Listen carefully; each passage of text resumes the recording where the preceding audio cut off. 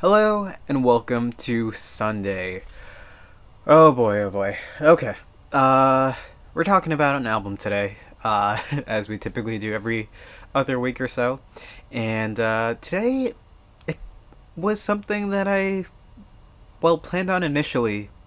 Swap back to an album that I didn't want to, that I was like more interested at the time. And then came back to this one because the first album was kind of hard to review. Um, that album that I was going to review instead was this one right here. It was the Illuminati Hotties debut album, Kiss Your Frenemies. This one is the third pressing, I believe. I recently got into Illuminati Hotties, like very recently. I'm talking like couple within like the last month or so. It started off with, I think it start yeah. Um, Actually, here we go. We can check the where exactly it started because there was a single by who was it? Dim Wizard. Dim Wizard released a single called "Ride the Vibe," and one of the artists who helped write the song. So Dim Wizard is like one guy who, just makes music with friends or whatever when he's not with his normal band. And then I was like, okay, so I like Jeff Rosenstock, who worked on the single Dim Wizard. I listened to other Dim Wizard's music. I'm like, okay, I'll explore this. Illuminati Hotties. I'm like, okay. I'm listening to check out their music. Uh, this is a huge tangent, by the way. Look at the top songs. I'm like, okay, cool. The ones that are up there, really fun. So I'm like, okay, cool. Listen to one of these albums, and then I like immediately picked them up because I'm like so enthralled by just how good these are. The thing is, they're so good that it's very hard to review them. Like, pool hopping and ooh yeah are just super super hard to like talk about, at least in the way I do. I could talk about the like how much fun these records are, and then the liner notes of this one made me just like love this even more. Like "Kiss Your Frenemies" and "You're Better Than Ever" are so good on this album, which is what made me want to talk about it. But it's a hard review, and it's like making me not. It's rough. Anyway, the album that I was initially going to review, what was it? I think it was when yes, it was for when the Prince Daddy and the Hyena review came out for Adult Summers. I was going to review this one instead. That would be Dominic Fike's "What Could Possibly Go Wrong." This is a very very fun album too. But yeah, I was going to review the Illuminati Hotties album. Gave myself more time with the Prince Daddy EP, and then a week went by, and I was like, okay, I was gonna do it the next week. Didn't end up happening because it's such hard review. So I'm like, okay, I'll fall back onto this, and it just turns out that Dominic Fike actually announced his new album. I believe it's called Sunburn or something along those lines.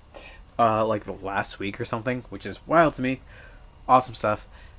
Let's get into this review like 4 minutes in. Do you want me talking about another album, Jubilee here? Talked about it yesterday. Listen to it more. Like, it's, oh my gosh, Posing in Bondage just stuck in my head. Anyway, uh, let me get the track list up. Oh my gosh. Okay.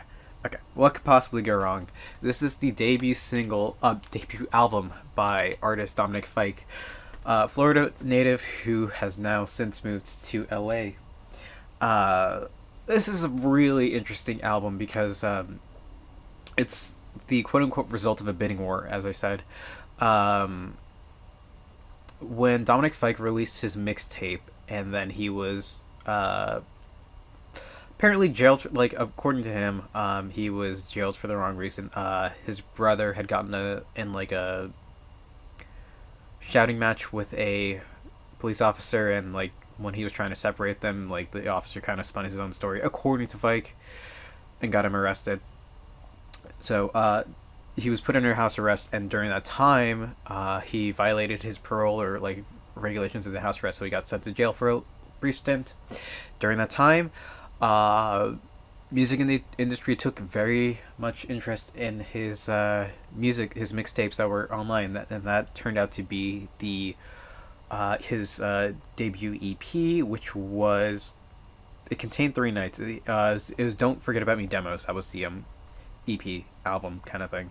So he released that, and then from there we got his debut album, which released 2020, end of July. I have it right here, July 31st, 2020. It says end of July. But yeah, let's get into review. Dominic Fike is a very interesting artist because he combines like R&B and pop with a very much lo-fi feeling. His warped and like synthesized vocals and instrumentation, use of piano and guitars, and Come Here, like the first song off the record, you hear this like distorted guitar and his strained vocals. It's beautiful. It's a beautiful way to start off a record. I just love the distortion of guitars like that, and hearing that go throughout the record, hearing the lo-fi beats that he's using to turn it to pop, his vocals, his use of those synths, really incredible stuff. I'm gonna look up my own review because I cannot remember what I talked about in some of this. This is fun. This is fun. Okay, so in second song, Come Here. Yeah, you kind of get this raw feeling in his vocals throughout the record, of course, but like especially in Come Here, where it's just like it's muffled and strained. It's that use of distorted guitars, like you hear that in Come Here. In Double Negative, which is the next track, probably one of the stronger tracks on the record, you hear those vocals just push themselves again. The track listing should always be on the back of the record. I hate when they do that. Cancel Me is a nice like tongue-in-cheek reference about how while he's a Florida native and from the city of Palms in Naples, Florida, he feels out of place in contemporary LA. I guess the whiplash he's getting and like the shift from, kind of like the laid back vibe of Florida into LA, where everything is just happening all the time. Nightlife is insane, which we'll get to in Vampire. It's a mess. It's a mess. 10 Times Stronger is a very interesting interlude. It feels out of place because it's so early on the record, only 2-3 songs in. And while it's nice, it's like the lyric is just I pretend I'm 10 times stronger than you, or something along those lines. It gets like that gets stuck in my head like every so often. Just I pretend that I'm 10 times stronger than you. I need to look at the lyrics. I hate this about me. I'm just gonna look at the lyrics right now. Yeah. For you, not than you. I pretend I'm 10 times stronger for you. Da da da da da. Just hearing that, like da da da da da, da da da da da, da da da. Like those vocalizations are so good on that like interlude. It's really fun. Good Game is next. I think this might be one of the weaker songs on the record. I believe it's told from the point of view of his mother, saying like, remember where you grew up, where you came from, and just don't become like your father, which is really interesting. If you look more into the history of him, and just like, his father wasn't the greatest person, but what can you do? Next up, probably one of the most popular songs on the record itself is Why. Why is like the line that always sticks out to me in Why is said the blonde lady with the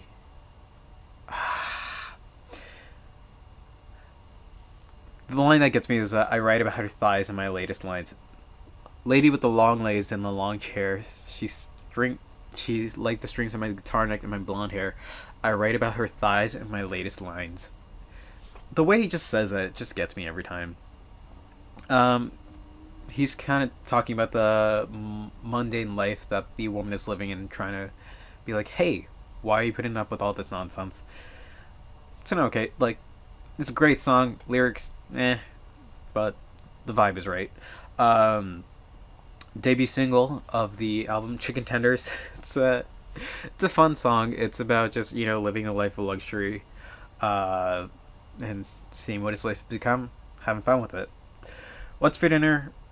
Probably one of the weaker songs on the record, but it's, what can you do? It feels like another interlude to me, and not much you can do about that. Vampire, probably the strongest and best song on the record, IMO. It's not the most popular, I don't think, listens wise, at least according to Spotify, but it's a lot of fun. It's just good. It's a good song, really good. It's about kind of like I said, nightlife in LA, about how he has to put on another face to attend parties and feel like the life gets sucked out of him while attending them. Being a different person. Everybody else is a vampire. They're just sucking your energy, only showing up at night to party. Superstar Shit is a song that's, really emphasizes that lo-fi kind of music thing. I think it might be like the chillest track on the record, and this record really is about Fike's move from Florida to California, how his life has changed so much from Naples to LA. All of that. Same can really be said about politics and violence. He's doing his best for his mother and his sister. Joe Blazy, kind of weird, fun song. Like, it's alright. Again, one of the weaker songs on the record. Whirly, it's kind of weak too.